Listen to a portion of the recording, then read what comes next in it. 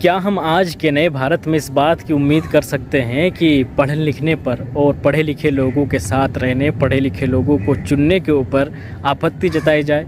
हंसी आती है ऐसी टिप्पणियों को सुन करके और ऐसी खबरों और ऐसी हेडलाइन को पढ़ करके कि जहां पर पढ़े लिखे लोगों के खिलाफ मुहिम छेड़ी जाती है। हम बचपन में जब छोटे छोटे थे अपने माँ बाप से भी सुनते थे और दूसरों के पेरेंट्स से भी सुनते रहते थे। वो कहते थे अपने बच्चों से कि पढ़ लिख लो ताकि समाज के अच्छे इंसान बनो, पढ़े लिखे लोगों के साथ रहो, ऐसे बच्चों के साथ ना रहो जो इनका पढ़ाई लिखाई से ताल्लुक़ नहीं है, जो पढ़ाई लिखाई छोड़ करके खेल कूद में आवारागर्दी में हैं। ऐसे लोगों के साथ मत रहो, ऐसे बच्चों के साथ मत रहो।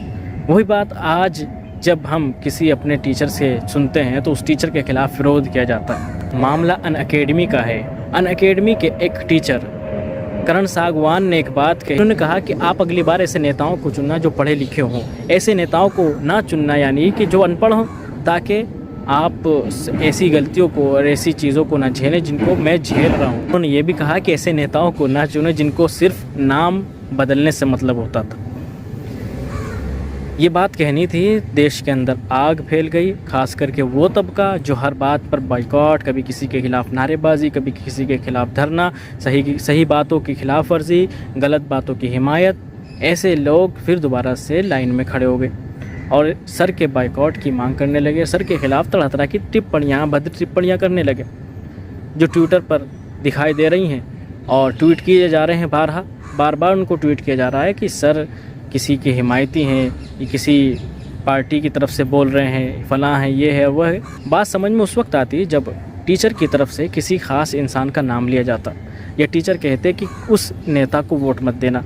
तब उस नेता के हिमायती आकर के खड़े होते और कहते कि आप हमारे नेताजी को बुरा भला नहीं कह सकते। लेकिन टीचर ने ऐसी कोई बात नहीं की, ना किसी नेता के खिलाफ कोई बात की, ना किसी नेता की हिमायत में कोई बात कही।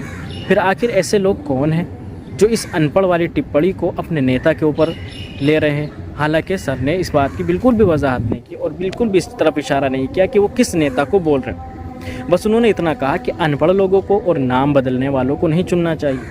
अगर उनके नेता अनपढ़ हैं तो उनको अपने नेताजी को एजुकेटेड करना चाहिए। बेशक अनपढ़ होना कोई बुरी बात नहीं है, इस हिसाब से कि वो भी एक अच्छा इंसान बन सकता है, अदब और तौर तरीके से रहे। लेकिन अनपढ़ होना उस वक्त बहुत बुरा होता है जब अनपढ़ इंसान गलत फैसले लेता है, जिसका असर पूरे समाज पर पड़ता है, जिसका सिस्टम पर असर पड़ता है, जिसका हमारी एजुकेशन पर असर पड़ता है। ऐसे फैसले लिए जाते हैं, तब उस वक्त अनपढ़ होना बहुत ज़्यादा हानिकारक होता है। करण सर को आज अनअकैडमी ने बर्खास्त कर दिया और ये कहा कि हम अपने प्लेटफॉर्म का किसी व्यक्तिगत बात के लिए इस्तेमाल होने नहीं देंगे, ये हमारे नियमों का उल्लंघन है। बहुत सारे नेताओं ने इसके खिलाफ टिप्पणी भी दी है। जब अरविंद केजरीवाल जी ने भी इस तरह की बात कही है कि पढ़े लिखों के साथ ऐसा व्यवहार नहीं होना चाहिए। हमें देश के अंदर शिक्षा और पढ़ाई लिखाई की राह हमवार करनी चाहिए। कांग्रेस के एक नेता ने अनअकैडमी के फाउंडर की मोदी जी के साथ फ़ोटो भी शेयर की है और इस तरफ इशारा किया है कि मोदी जी के इशारे पर ये सब हो रहा है या बीजेपी या भारतीय जनता पार्टी के इशारे पर करण सर को अनअकैडमी से बर्खास्त किया गया है। क्या किसी टीचर को इस तरह से बर्खास्त करना जो आज़ाद रह कर के बच्चों को पढ़ाना चाहता हो, एक आज़ाद राय रखना चाहता हो, बर्खास्त करना ठीक है? या किसी संस्था की अगर अपनी पॉलिसी है उसके ख़िलाफ़ जाना ये गलत था?